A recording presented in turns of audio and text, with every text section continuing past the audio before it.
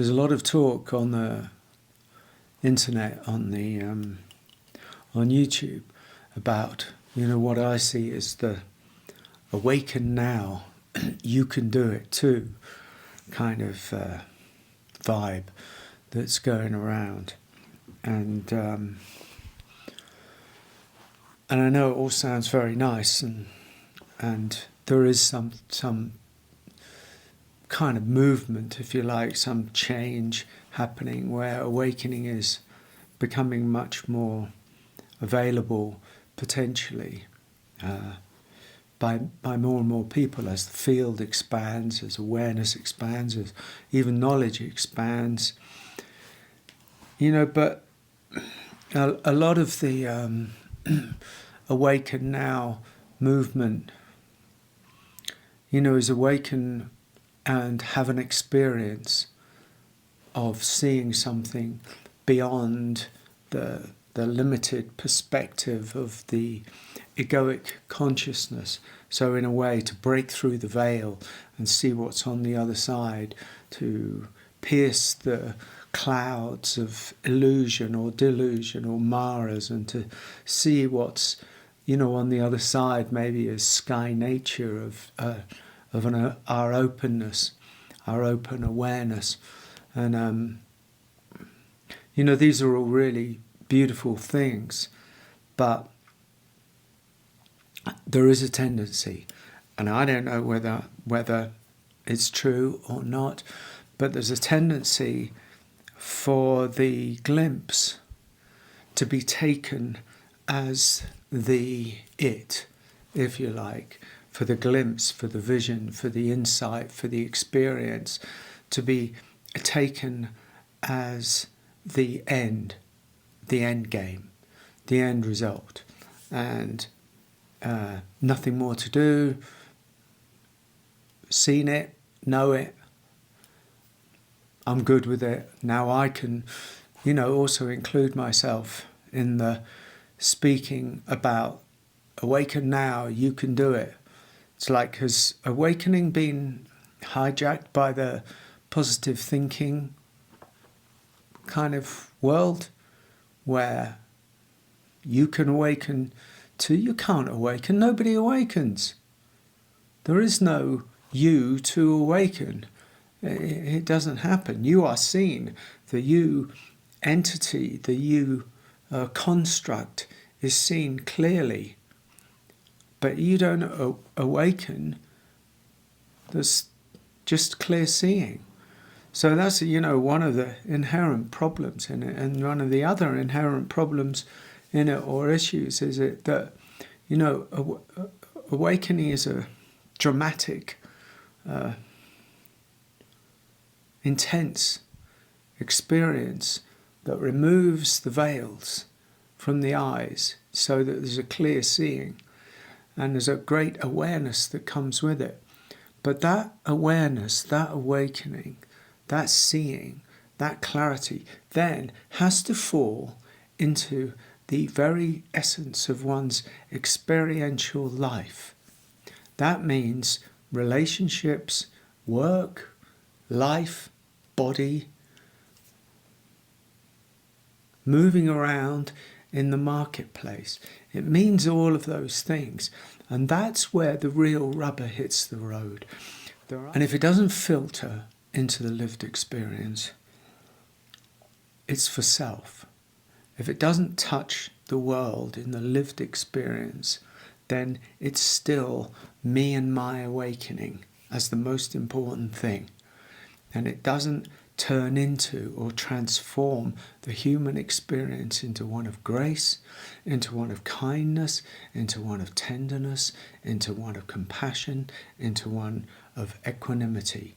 It doesn't do that, because still the reactive body is carried around, because the reactive body lives down underneath the iceberg and is in many ways untouched by the awakening experience that is being talked of in the Awaken Now movement. I'm not saying it's always, but I have noticed that there is a tendency for such things. And this makes it a bit of a problem, because if it doesn't filter into the human experience, then it's in many ways incomplete. It's an idea, it's a philosophy. Yeah. So let me read. You see, my experience is different. My experience is not that I had an awakening experience, and then I started talking from that. It's taken me a long time to even decide that I'm prepared to talk, because mine was a deconstruction of the whole edifice of the human being through the end of addiction and through relentless chronic illness that tore me apart, through 2.5 years with a wild, shamanic, non-dual, Advaitic, Celtic storyteller in the 90s, to then my own cathartic experiences, and then living for 20 years with somebody who has had an awakened experience, a Modama, my wife and teacher, and we've lived in the fragrance of awakened relationship since then. And still the journey has gone on for me, because I was still carrying a reactive body and reactive parts of my personality into this relationship. And I had to meet those square on. I had to meet those with the capacity for surrendering them and surrendering the tight knot of self. I know about humility. I know about surrender in the face of a relationship. And so I've done some of the work, and I know what the lived experience. That's why I don't talk so much about awakening. I talk about the lived experience of meeting the darkness, of meeting the pain, of meeting the suffering, of meeting the humiliation, of meeting the angry ego, of meeting, where we're still yanked into the world, where we're still touched, where the shadow still turns up. Because unless those things are really talked about, unless those things are really met on this so-called awakening journey, then the awakening is incomplete and the shadow still turns up. It turns up over there, or it turns up over there. And then what? You've declared your awakening. So then you're committed to denying anything that threatens that awakening. There you've got your bypassing. There is the bypassing. And it happens. It really happens. And so look. I'm going to read this. This speaks to some of my journey. I found it this morning. Commit to the journey. Don't worry about the destination. You say you want it now. Awakening, that is. But friend, it took me 20 years to become this open. It takes years for the grape to ripen, for the fruit tree to mature. Nothing can be hurried. It can only be embraced. I committed to every step, not because of a destination I wanted to arrive at, but because my teachers told me that showing up fully, 100%, was the only possibility. Commit to the journey, I was told. Don't be concerned about the destination. Step by step, we walk through the valley of our darkness, meeting ghosts and shadows, demons and ghouls. We press on, even when all seems lost. I met that lostness many times. During my illness, I met hopelessness and doom. I fell into the existential void, like falling into a deep, deep well. But when I fell and landed at the bottom, I looked up and saw the stars. I have faced death, misery, and existential aloneness. I have given up righteousness and vengeance. I have given up regret and blame, fear and the feeling of abandonment, all gone. I gave up thinking life was not for me or I was no good at it. And I just got on with it. I detoxified my entire life, emotion, mind and body. By and by, as the years passed, a great wave began to rise up within me. Some would call it the wave of awakening, but to me it was the wave of natural wisdom, slowly coming to the foreground. You say you want it now, but friend, can you commit with every fibre of your being? Can you surrender all your resistance?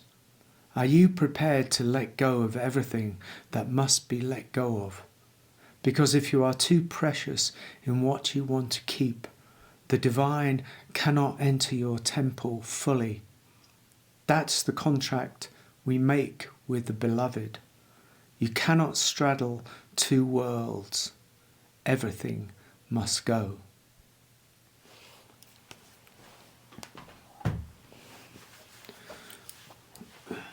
So I don't talk about this glimpse as the real thing.